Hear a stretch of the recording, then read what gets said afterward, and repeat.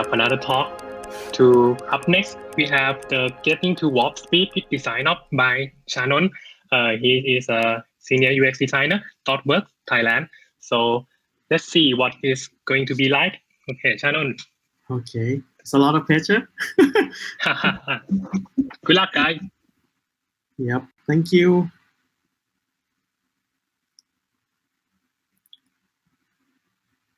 Oh.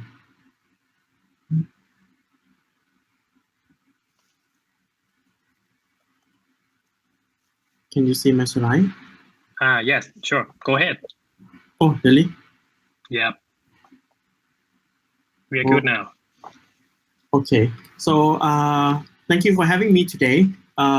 This session is about why are we not at WAP yet? To picking this title, it means that because we are being in the traditional way or not that much already, as Pat mentioned, in Thailand. So this session is going to talk about more on the design of 101, and to sharing everything is about the Thailand context that we have do the research or heard from the design community. And all of this is my study and experiment. So feel free to teach me more. Introduce myself first. So my name is Chan, and as Nia mentioned, I am a senior experience designer at ThoughtWorks.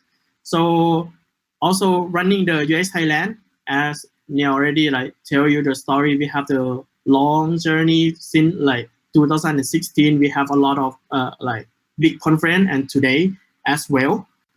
And also hosting the designer page is about the design conversation space. So running this with Rata.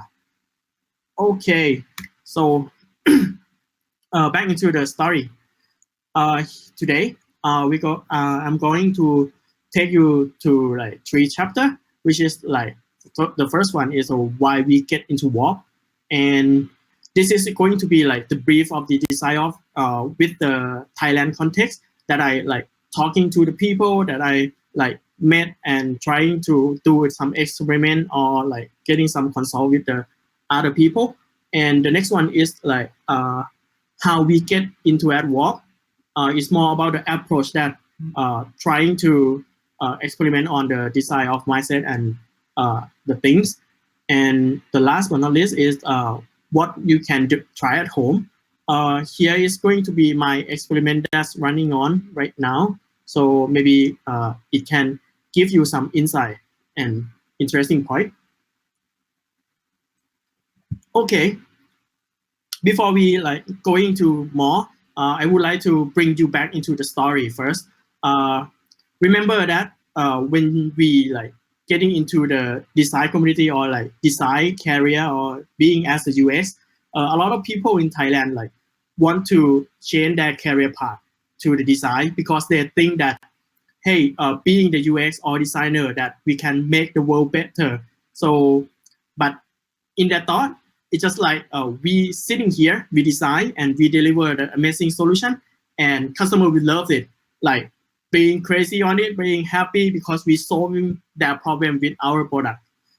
But actually, in real life, it's a bit chaos and a bit little difficult as more than we expect, right? But this is just the first month, right? But when we going through a journey, we found that it's not really, really chaos and really super difficult than we expect. Here in Thailand, we have a lot of problem space because of the design community is going up right now, trying to grow. And we are kind of facing all of this problem space, which is heavy workload and tight timeline and resource, which is block us to cannot deliver or make a design value shine in our organization or any team, because the business folks going to send us a lot of tons of requirement. and many things were forced to ship in a tight timeline without negotiation. So in the state of Thailand, we did the research and we're doing the war exhibition in last conference. So we know that the most of the Thailand company, we have only like the design team of like 5 to 10 people, not that much. In this morning, Farid like mentioned that we need design of when the design team meet the number of 18, right? So in this situation, we are far more like from the design of work right now, and the number is extended to like maximum at 30 people here.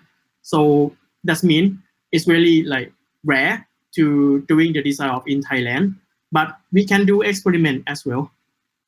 The second problem space is the middle process stretch that make a time to market is really long. It's going to be like long journey.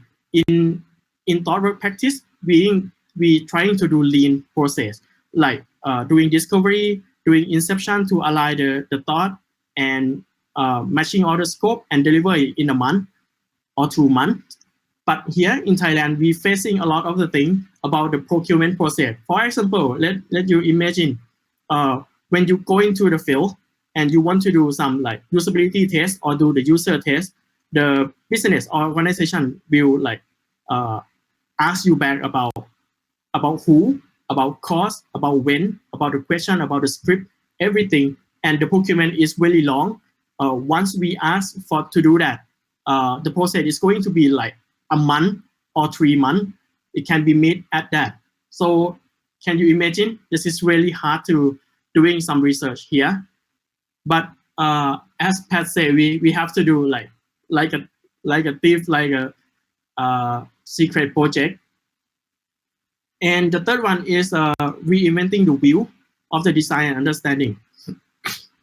Because here we still have the silos from the tech, from the design, from the data, and from the business. So that's why the data that should be like synchronized or interconnection to each other is not be like that.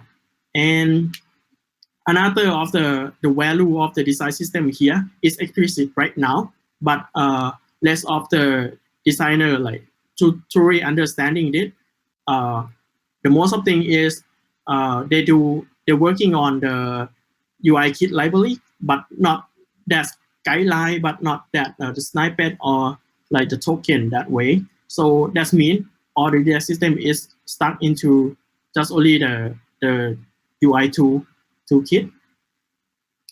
And then the one-way decision making is about the top down and the thing that business say and unable to change, and the product team inside the organization or the design team doesn't have the autonomy to like make the decision by themselves. And when because of the heavy load and the tight timeline, that make us cannot like challenge back because we lack of the data, we lack of the time to do it. And last one, as we drawn in the non-design work, like for example, like the procurement again, and the non-design work like recruitment and everything, because we have the less of the people, we cannot do things better here. So that's why with those 5 big problem space, we faced with the difficult time to make a design value shine in our like community. All of those problems like impact to us really hard, and that mean a lot of organization like having a lead time to market at like 1 year time. That's really long, right? Comparing to what we want to deliver is like 1 or 3 months.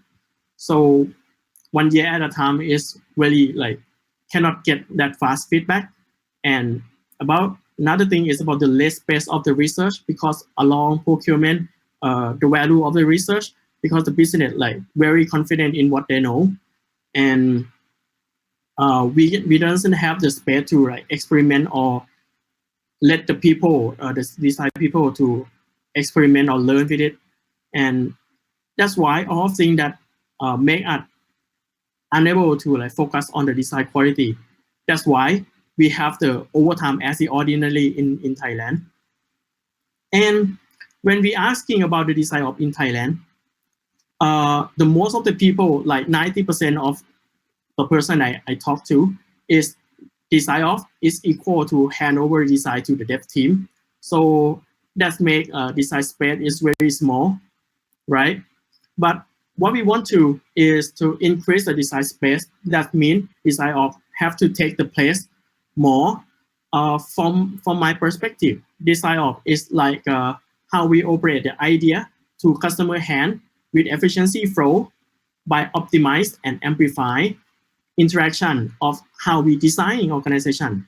The way I mentioned this one, designing in the organization, it's not like we doing some design like the UI part or just the research, but it's all of the journey that we have to take, have to go through with those kind of the design of mindset and practice about it, to focus on the process, performance, product, principle, practice, and people, and doing some like research of and data and getting some awesome tool to make it happen. By all of those, if we can like squeeze that part so that we can have more design space in Thailand from the idea to customer hand. By doing the design of, is I think it's really like having all the sample and example and the result on the internet a lot. We can like getting more efficiency to scale the design team and increase the speed time to market and orchestrate all the information and context and design asset, everything to the design team and other as well.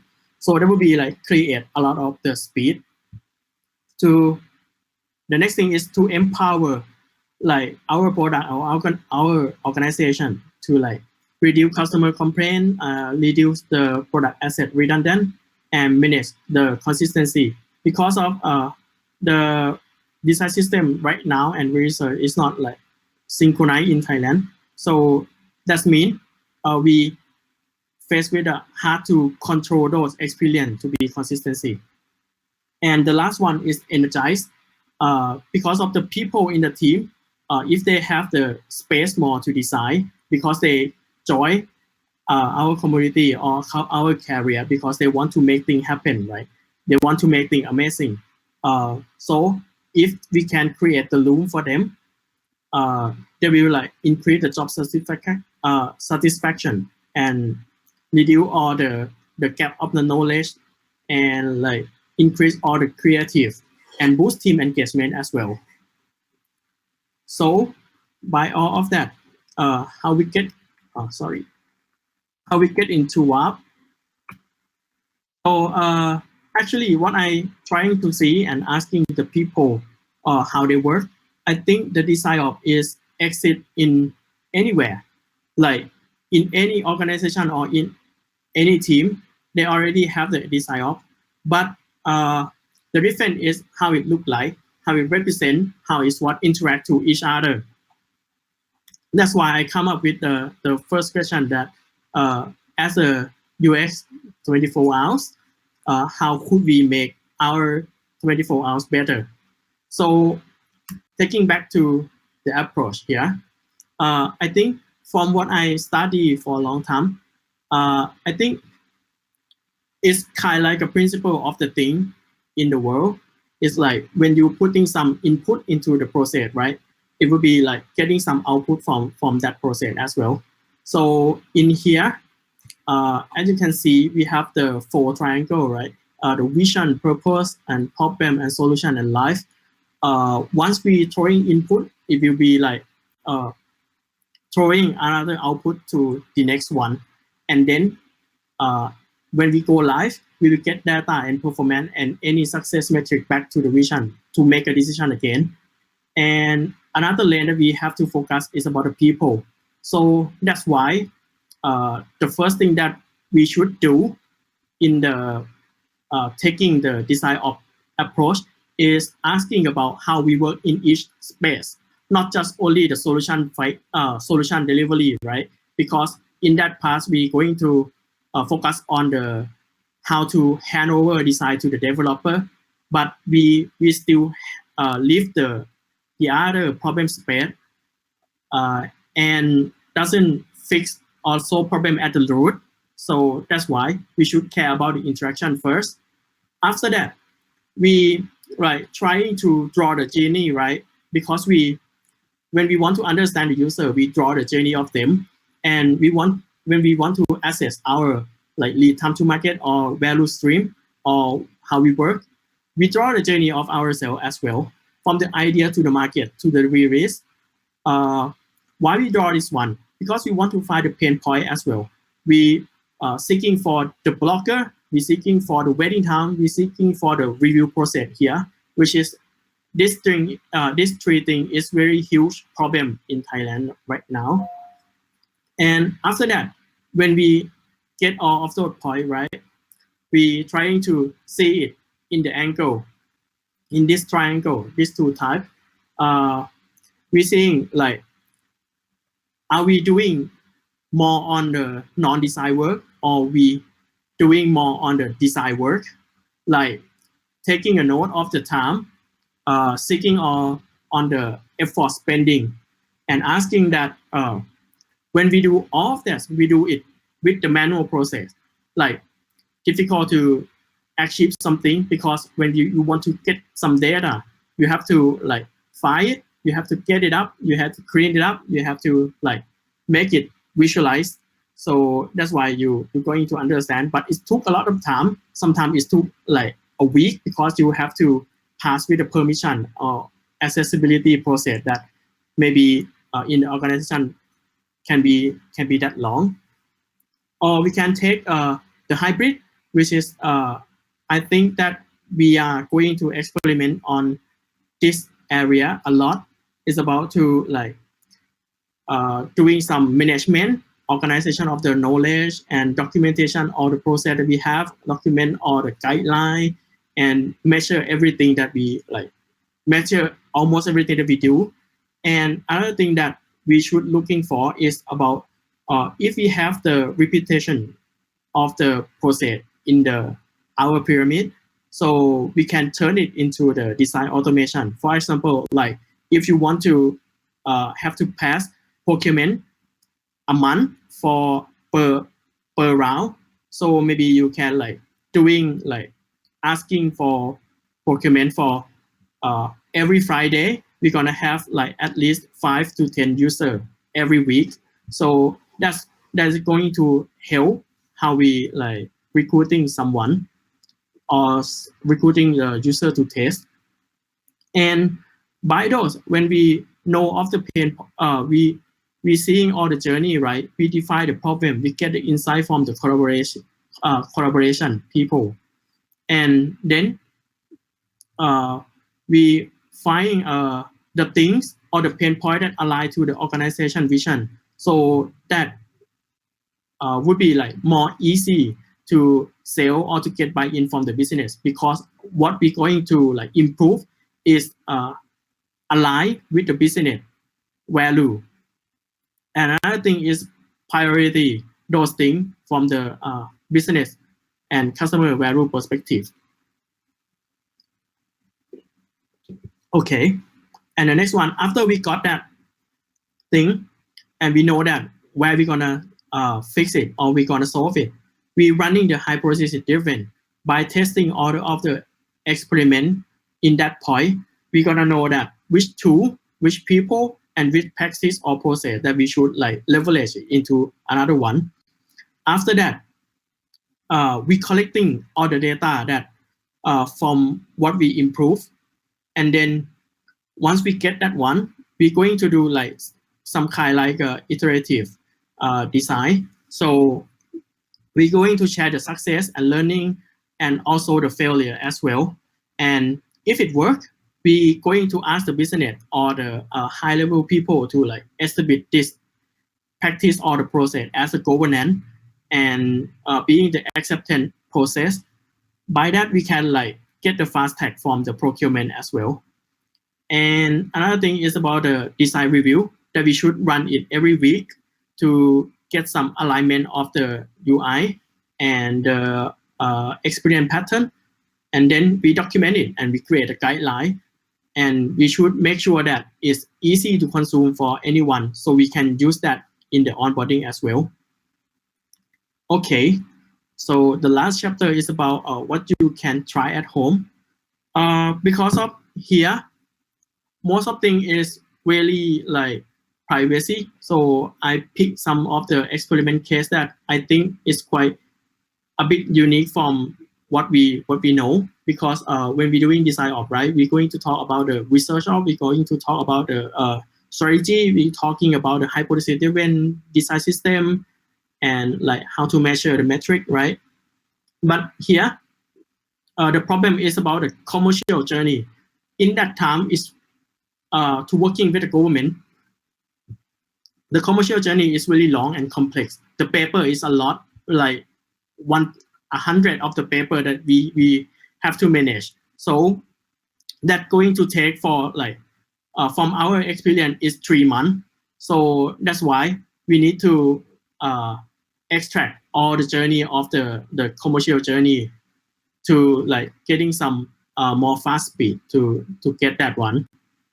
And the output that we found, we're trying to build the tool to like telling us what is the timeline that we can predict that we're going to get that financial.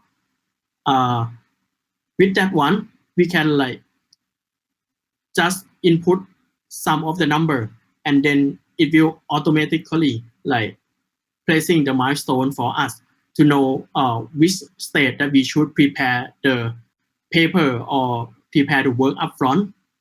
By that, the monitoring lead is can help us to see that which kind of practice is good and what kind of the waiting list that we is taking longer time from the usual.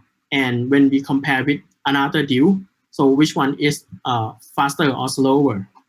And because of some of the people that we have less experience on the government process, so we create a sensible default to onboarding all the people from like transferring like a month of the knowledge to like just only a day. So that would be like really like valuable. And the next thing that we also use the design of mindset and approach to like doing some design assessment in our team as well. So that's why from the left side, you can see we facilitate all the journey that extract all the journey that we have, and we place all the pain point or the what kind of what we don't understand in that and what we want to improve, and who are expert on that one. By doing that, we can get a lot of the study or a lot of class, a lot of lunch and learn, a lot of tool. For example, as you see, here is a branding experiment right now, which is trying to create the tool to accelerate our process of the branding stuff. And for the right thing, it's about the health check approach, because in DesignOps we doesn't care only like the process and practice, but we still care about the people as well. To doing skill set, you see a lot of example in the internet. But here, what we're trying to check is about the health check from the survey, and we want to see that how the people in the squad, in the team, which is the level of happiness that they have. So by that data, by that automation like survey, so we can know that which kind of the next lead or type of the project that we should like qualify for them to learn, to grow, and to cultivate themselves. Okay, by that, I suggest you to do like this. The first one is the reflect what you do, like trying to make it fast feedback loop, like doing 1 week and having like a retro, but we doing design assessment and we see that what we did and which kind of pain point, and doing hypothesis experiment on that one. And while you're doing that, I suggest to like collecting all the data about the visibility, about accessibility, and trying to socialization on that one. And keep asking yourself about like, if you can like make it better, make our like 24 hours better, what it should be, like where we should project our thought to, and challenging our status quo.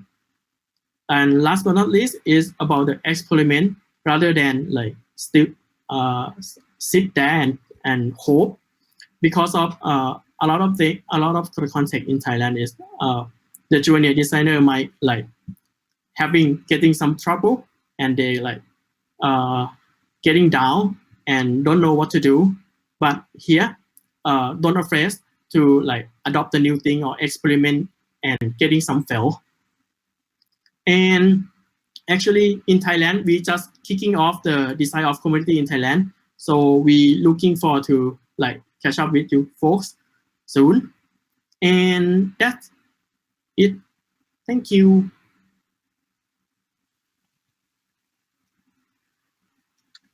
All right, thank you.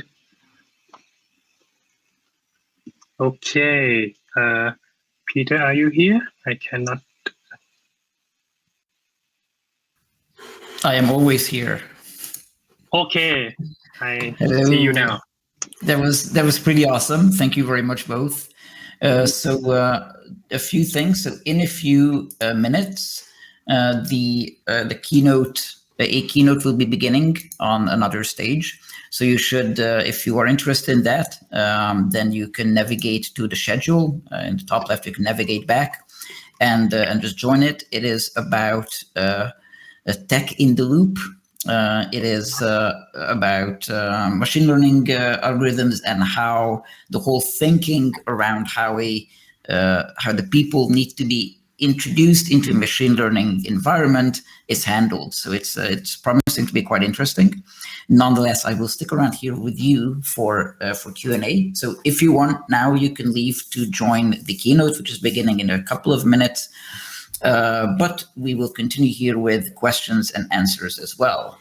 And I also just posted in the chat, and I'm pinning it to the top, that if you want to sort of leave your mark around the event, then you can also go to Miro.com. We have a link here.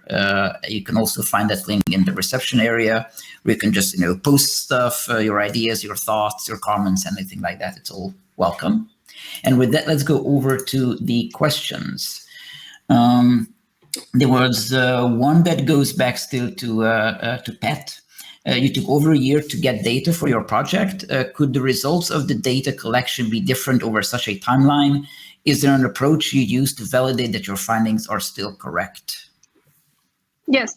So we, before the PM got signed off, we actually conduct another round of research by interviewing and validating and conduct a usability testing with the seller who actually were using that product. So all findings still relevant, and we make sure that it is good before we actually developing it. Okay. Another question just for you as well. How often do you conduct the usability tests, and how many participants each round? So some very specific questions here. Okay, that's a hard question. So for the major feature, we probably do at least one with at least 10 to 15 participants. For a smaller one, we might do like 5 or 8 person. So it depends on the scale and the importance and the big it is to touch on the foundation. Mm-hmm. Perfect. And Channon, over to you. And I love this question. I wonder what your answer will be. Does DesignOps, is it only for big companies that have enough resources for the design team? What about smaller companies, startups? What would be proper practice to operate DesignOps for them? Yep. Having discussed this with the community too, and we found that actually to having the design of in the small team is to having the mindset of the design management. Back to like many years ago, I call design of as the like design management. So we doing some like the template and doing some like the snippet and the code of the design system. So that would be like really valuable. So that means we can create a ton of the UI within a day, and like can finish a lot of the project, the pitching project in the agency like very fast. There was also a talk earlier today also about DesignOps, and there one of the things that we discussed was that DesignOps is really about being more efficient. Yes. And it is about operationalizing design, but it's not about over operationalizing it. It's basically getting into rhythm, and it's something that you can do even on a personal level. Something as simple as your file structure, or in Figma, or in any other tool that you're using. It might be just the structure and the grouping of the items. So just a habit that you get into, and it grows from there. So it is true that a dedicated DesignOps person would be coming in when you reach scale, when you are in a large organization, multiple teams potentially, but it's really something that can happen on an individual level even, and definitely at a startup or at a product company where you have your design system or should have your design system. That's already part of it. Another question: what are some tools you recommend for design automation? Yeah, actually, right now, in here we mostly in the hybrid stage, not fully automated. So to hack that one, for example, we doing some automated research by like using the agent around the country, not by us, and we teach them, and we like teach them how to do the qualitative research, teach them how to input and to put the nugget on the tool. So that means we don't have to do like qualitative research by ourselves. So this is the approach that we do the automated design right now. Perfect. And I'm just posting because 24 minutes of UX, 24 hours of UX actually has a spin-off, a podcast called 24 Minutes of UX. And in that podcast, we always feature people like you, either the people who are speaking or the people who are attending, because we pair up a seeker of UX wisdom with a giver of UX wisdom. And we just let them talk for 24 minutes around some predefined questions that they bring. And a couple of months ago, we had actually DesignOps as the topic between Patricia Bertini and Leo Marti. And I linked it at the chat to the top, so you can watch that as well if you want to sort of explore a bit more on what it really means and how it can be used. Let's see some other questions. And by the way, in the meantime, the keynote is just beginning now. So if you want to leave for that, then please do. And we have one more question here. Awesome, amazing, fantastic preparation by the speakers. Many thanks to everyone. That's literally the question. So there's nothing to answer there. And I can only agree. And I'm looking at the chat where there's any there's DesignOps.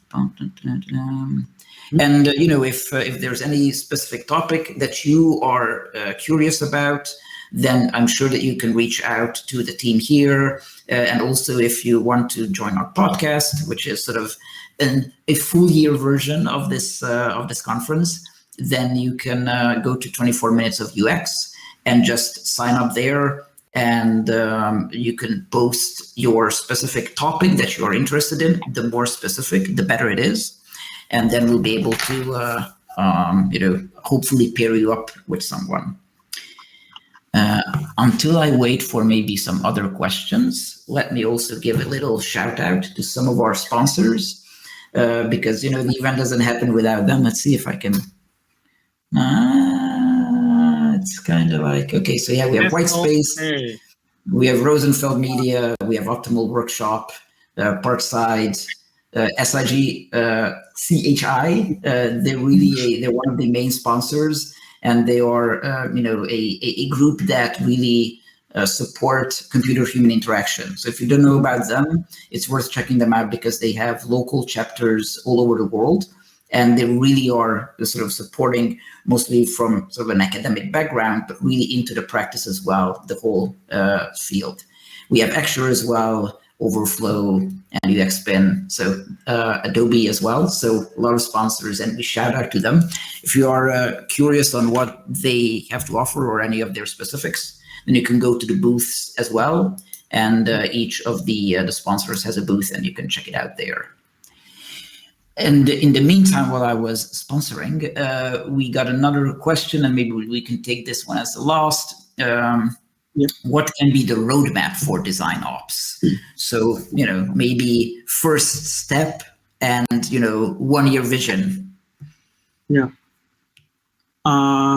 Actually, it's what I found in many clients is very different because of some of them already have the strong design system, right? So that means the roadmap is not like have to stick with it. So like continue doing what you do, and it's good. And they might have some of the QA problem about the UI testing on the production. So we can trying to reach on that one, or like maybe they have the problem about the strategic way to collaborate with the business. So it's really depends on the situation that we depend on what is the result from the design assessment. So, and if the organization would want to do more digital way, right, to do more digitalization or all of that, so we focus on that part. Maybe we can leave something inefficient for the time if it's not aligned with the organization vision. Yeah. That's very good. So basically, you would then say that start with an assessment and see, okay, which things are critical, and which I love how you said it, what are the things we can leave as inefficient for now? Yeah. For example, if they want to if they have the plan to launch multiple products within a year, and they doesn't have the design system or design governance or any principle for the design, so it might be critical to have that one, because all of the designer in the team will not align and will not design in the same experience, right? So that would be the rush one. Mm-hmm. It depends. Really depends. Perfect. Thank you very much. I don't know if you have any parting words, Nir, Pat, Channon, any final thoughts? Yep. We think we okay now. Yep. Okay. We're really glad to be here 2 years in a row. Last year, Peter just reaching me out and to see if Thailand can make it another year, and they just said, yes, why not? Go jump in. Awesome. And we hope you enjoyed it on the audience side as well, and on the speaker side. And as mentioned, there's plenty of other talks happening, so just navigate back to the schedule, and then see you in another one soon. Yeah, thank you for Thank you. everyone. Thank you. Yeah. Thank you, everyone.